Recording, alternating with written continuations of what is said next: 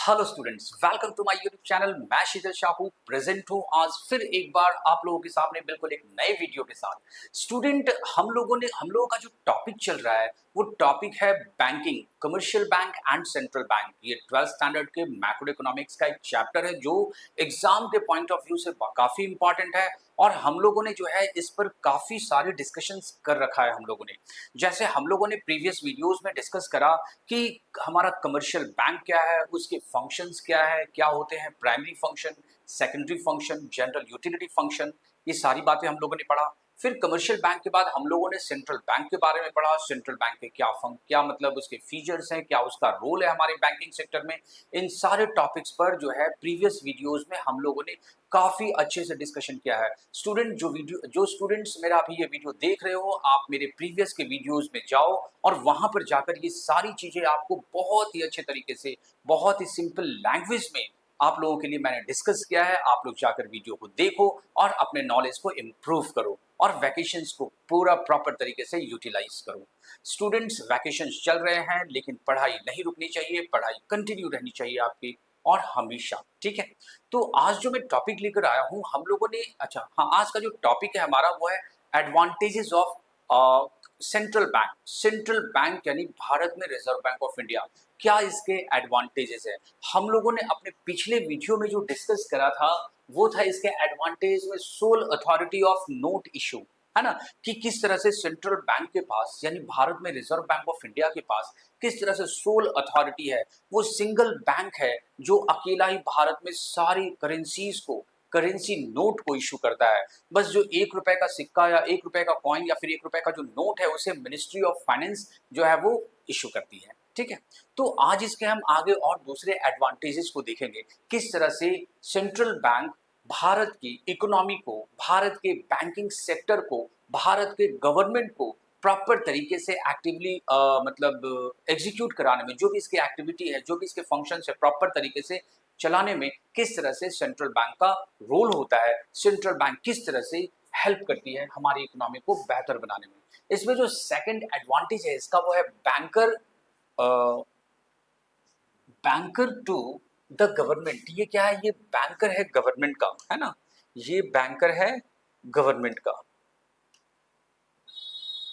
और देखते हैं the reserve bank of India, yes, central bank का मतलब भारत में क्या, reserve bank of India. Reserve bank of India acts as a banker, एक बैंकर की तरह ये एक्ट करता है, एजेंट है एंड अ फाइनेंशियल एडवाइजर। ये फाइनेंशियल एडवाइजर भी है किसका, to the central government and all the state government. Central government का, है ना, केंद्र सरकार और राज्य सरकार, ठीक है।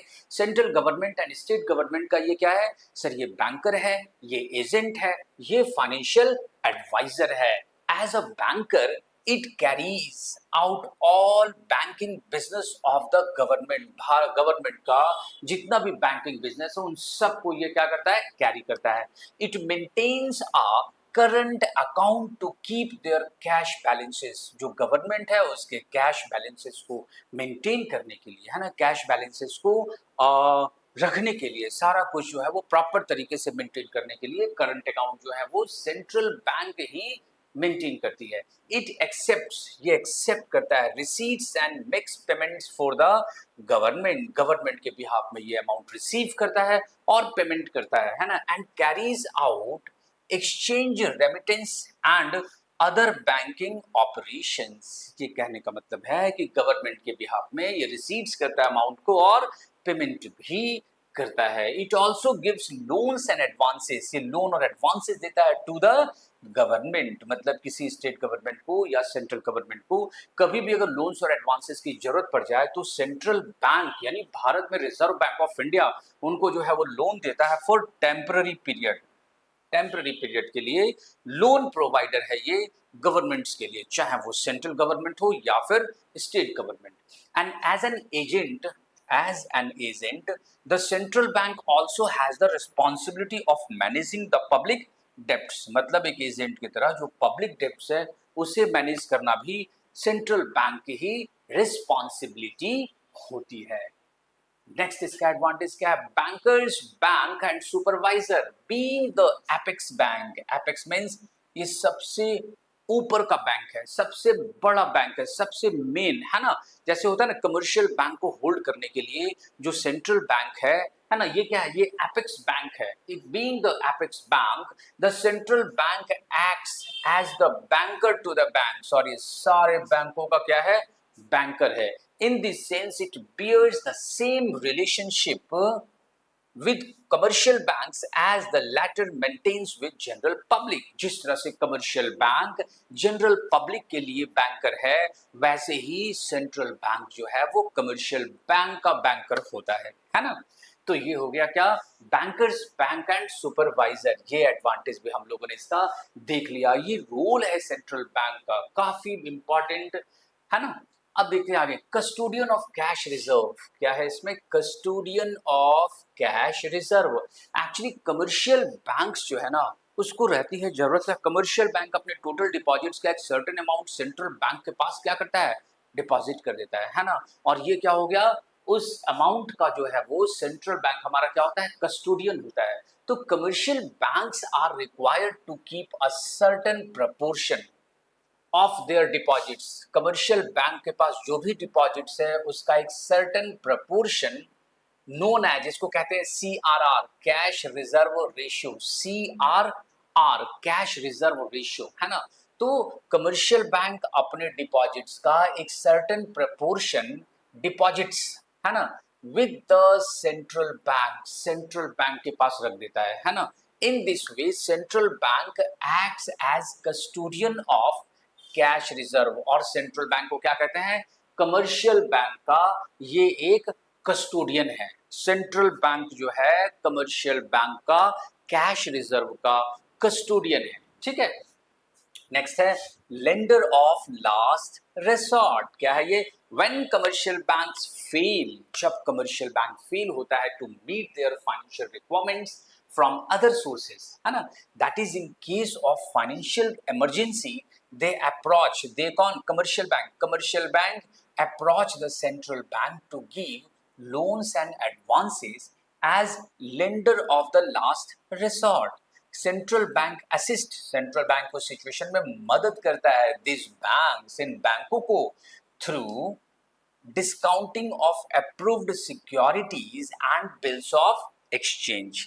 तो इस तरह से लेंडर ऑफ लास्ट रिसॉर्ट का रोल भी हमारा सेंट्रल बैंक कमर्शियल बैंक के लिए करता है कि जब भी कमर्शियल बैंक प्रॉब्लम में आ जाए, फाइनेंशियली सपोर्ट चाहिए होता है, तो वो भाग कर जाता है कहाँ, सेंट्रल बैंक के पास, और सेंट्रल बैंक एकदम बिल्कुल उसे जो है वो असिस्ट करता है ना। फिर नेक्स्ट है क्लियरिंग हाउस। क्लियरिंग हाउस क्या है, यहाँ पर भी सेंट्रल बैंक का रोल है। सेंट्रल बैंक होल्ड करता है क्या, the cash reserves of all the commercial bank.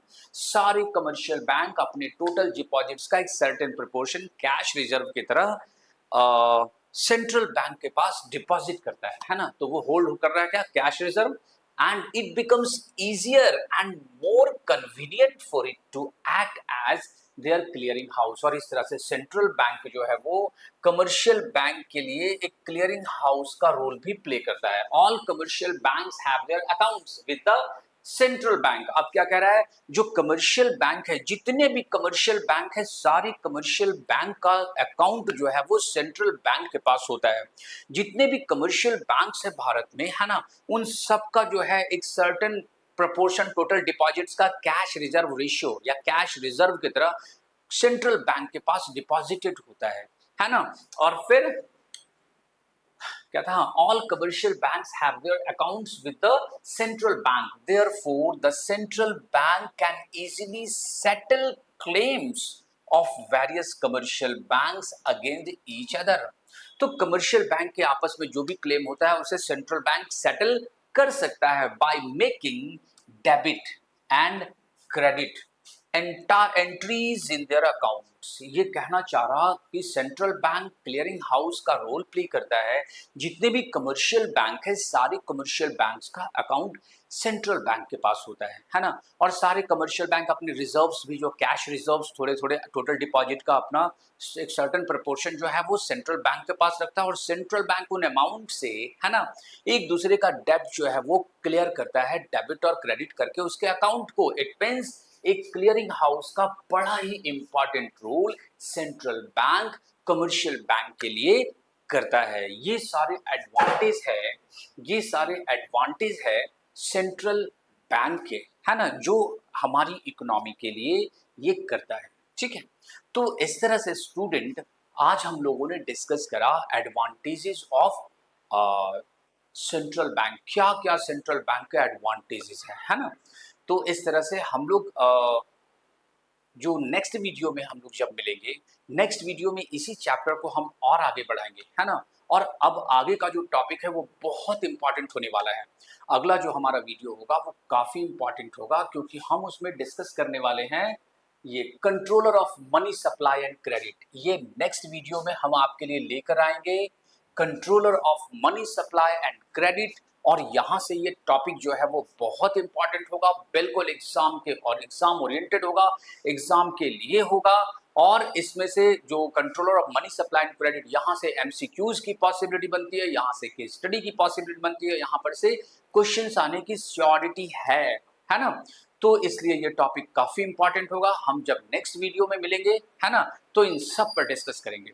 और स्टूडेंट, अगर आप मेरे चैनल पे नए हो तो मेरे चैनल को जरूर सब्सक्राइब करो। ढेर सारी वीडियोस आपका वेट कर रही है। मैं धीरे धीरे छोटे छोटे इंस्टॉलमेंट में आपके पूरे सिलेबस को, है ना, आप तक डिलीवर करूंगा, आप तक पहुंचाऊंगा। अगर आप सब्सक्राइब करके रखोगे तो आपको मेरी वीडियोस का नोटिफिकेशन मिलता रहेगा। लाइक शेयर जरूर करें, कमेंट सेक्शन में जाकर कमेंट करें, और मिलते हैं नेक्स्ट वीडियो में। तब तक के लिए goodbye, have a nice time.